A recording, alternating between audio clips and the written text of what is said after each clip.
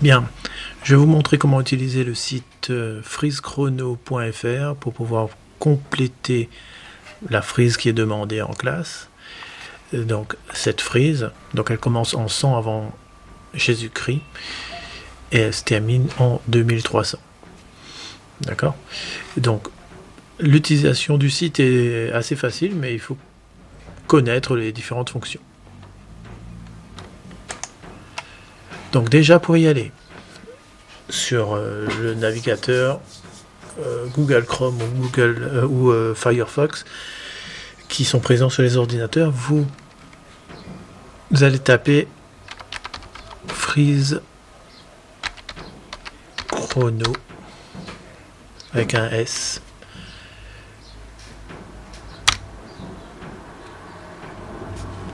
Et c'est le premier site qui apparaît.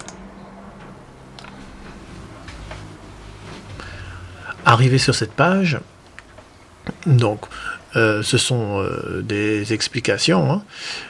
Il vous faut donc cliquer ici sur le bouton orange où c'est écrit cliquer ici pour commencer. Pour commencer. Alors le chargement peut prendre un peu de temps. Sur certains ordinateurs, ça va prendre ça va durer quelques secondes, sur d'autres 1 minute ou plus. Donc il faut patienter, ne pas paniquer, ne pas dire que ça ne fonctionne pas. Ça arrive. Voilà. Donc sur cet écran, vous pouvez voir que on a une barre d'outils tout en haut qui va nous servir. Et une fenêtre propriété sur la gauche. Donc cette fenêtre propriété, elle va nous donner les caractéristiques de chaque élément sélectionné. Quand rien n'est sélectionné, ce sont les caractéristiques de la frise elle-même qui est affichée ici. Donc pour notre frise chronologique, comme je vous l'ai dit, on commence en 100 avant Jésus-Christ et on termine en 2300. On a une graduation de 100 ans et une deuxième graduation de 10 ans. D'accord ? Il y a 10 graduations entre les graduations de 100 à 200 par exemple. Donc, ce réglage se fait ici, donc année de début. Pour 100 avant Jésus-Christ, on tape moins 100. Pour l'année de fin, donc 2300, on tape 2300. L'échelle principale, donc c'est ce qu'il y a, c'est l'échelle qui va donner les... C'est l'échelle qui sera ici, entre les chiffres qui sont affichés. Donc entre les chiffres, on veut 100 ans entre les chiffres et la graduation intermédiaire, donc les petits traits, ce sera tous les 10 ans. Pour valider tout changement, il faut cliquer ici sur la coche. Donc on peut voir déjà que notre frise correspond à ce qui est attendu. Donc maintenant qu'on a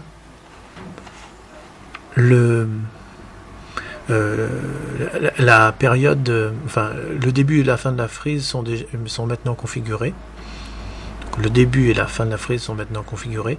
On va s'attacher à placer des événements. Donc à placer des événements, des cadres d'explication, le titre et les périodes, l'Antiquité, etc. Donc, pour placer un événement comme celui-là, il suffit de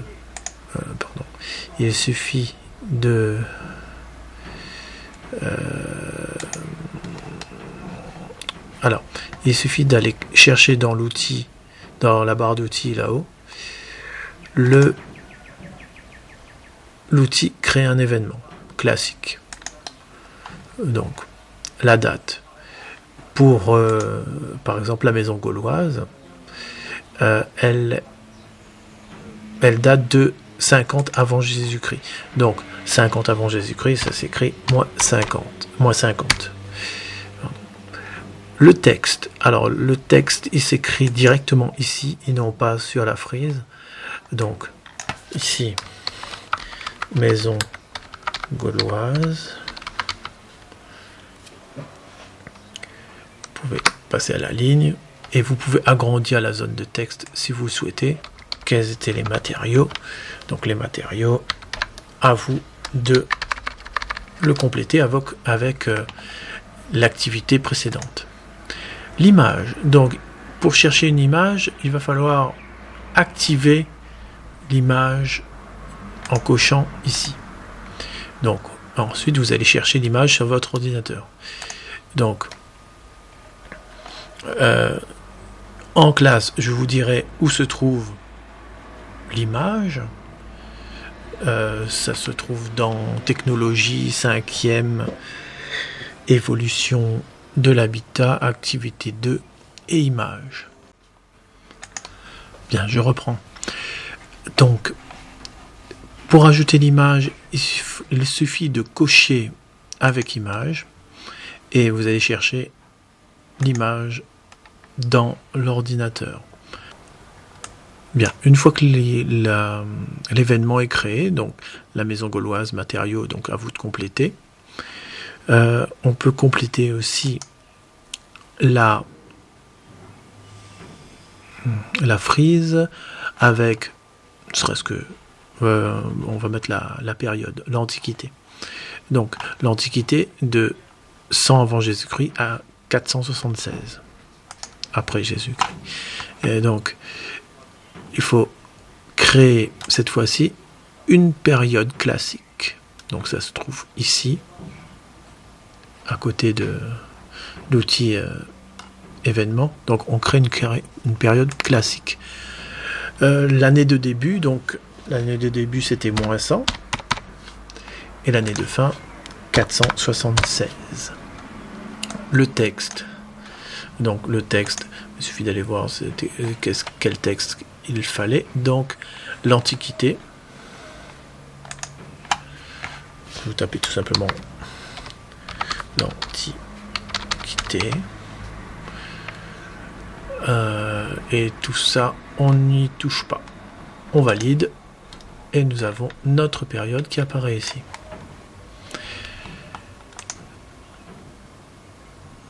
On va voir maintenant comment placer d'informations, donc la raison de cette transformation.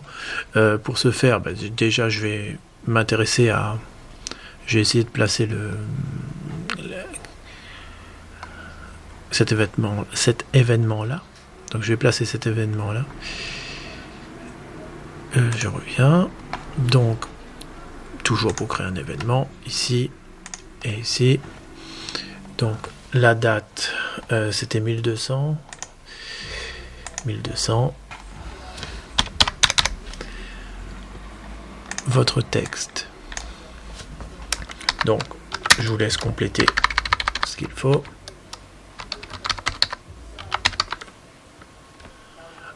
Alors, on remplace peu à peu le bois. Peu à peu le bois. On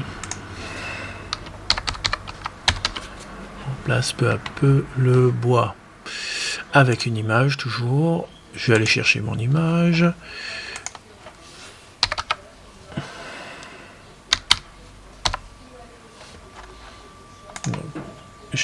Les images se trouvent dans le même dossier que pour la maison gauloise. Et je valide.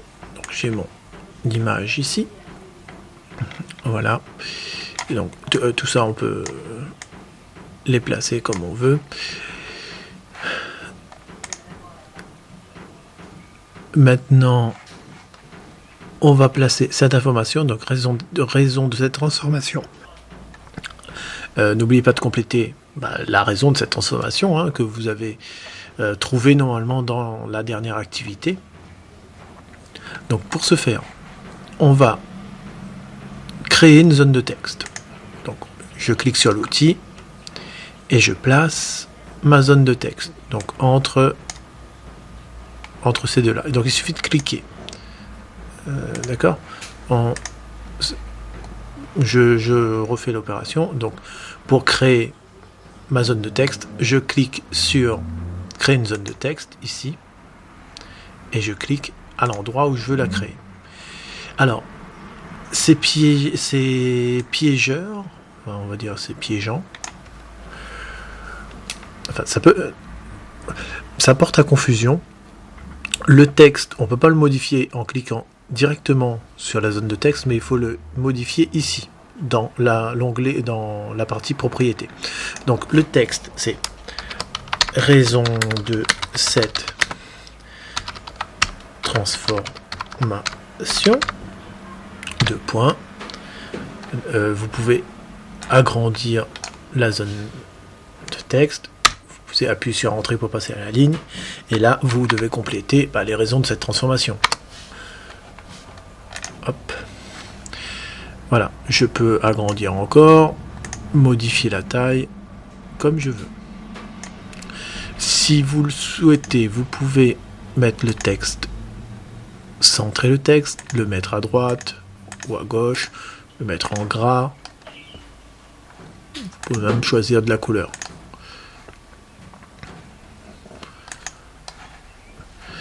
Donc, on revient.